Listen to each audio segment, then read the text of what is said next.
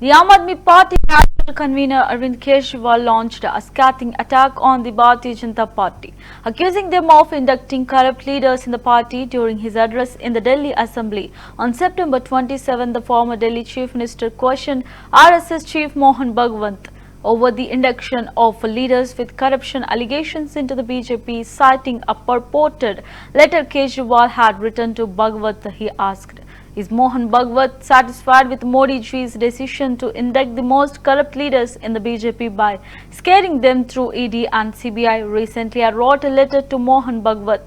I asked questions on 4 to 5 things. One of the questions was, is Mohan Bhagwant satisfied with Modi ji's decision to induct the most corrupt leaders to join BJP by scaring them through ED and CBI on 27 June 2023.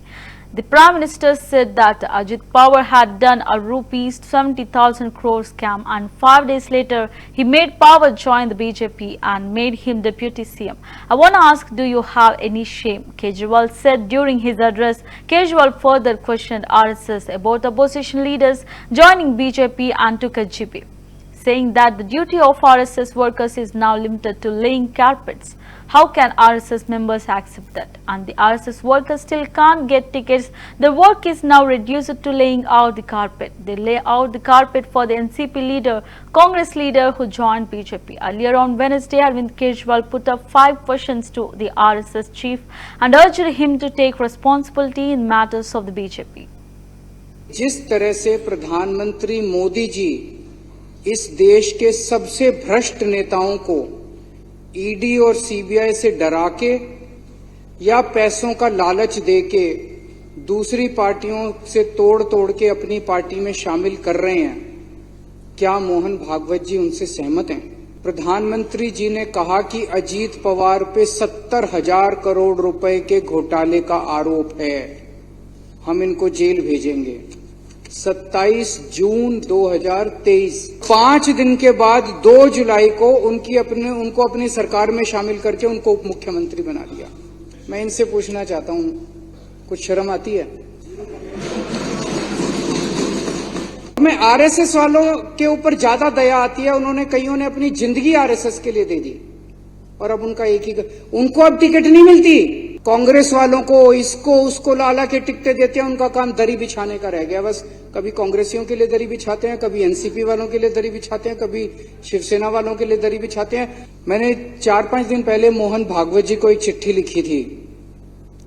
उस चिट्ठी में मैंने मोहन भागवत जी से 5 मुद्दों की बात की थी और उसमें एक मुद्दा ये भी था कि जिस तरह से प्रधानमंत्री मोदी जी इस देश के सबसे भ्रष्ट नेताओं को ईडी और सीबीआई से डरा के या पैसों का लालच देके दूसरी पार्टियों से तोड़ के अपनी पार्टी में शामिल कर रहे हैं, क्या मोहन भागवत जी उनसे सहमत हैं? मोदी जी ने खुद कुछ दिन पहले जिनको भ्रष्टाचारी बोला, अमित शाह जी ने खुद कुछ दिन पहले जिनको भ्रष्टाचारी बोला, भारतीय जनता पार्टी ने खुद जिन लोगों को कुछ दिन पहले भ्रष्टाचारी बोला, कुछ दिन के बाद उनको अपनी पार्टी में शामिल करा लेते हैं। 27 जून 2023 को प्रधानमंत्री जी ने कहा कि अजीत पवार पे 70,000 करोड़ रुपए के घोटाले का आरोप है, हम इनको जेल भेजेंगे।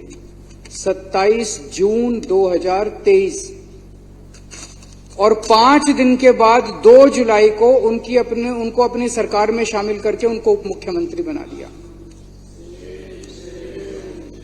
मैं इनसे पूछना चाहता हूं, कुछ शर्म आती है?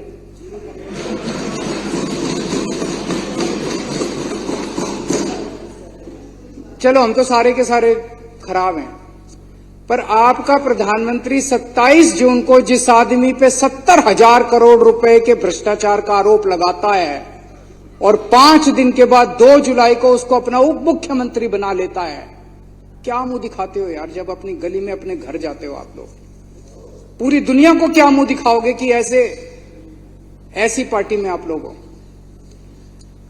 22 जुलाई 2015 को भारतीय जनता पार्टी एक वो निकालती है असम के अंदर, उसमें कहती है कि हेमंत बिश्व शर्मा बहुत बड़ा भ्रष्टाचारी है। 22 जुलाई 2015 को और एक महीने के बाद 23 अगस्त 2015 को उसको अपनी पार्टी में शामिल कर लेते हैं। ऐसे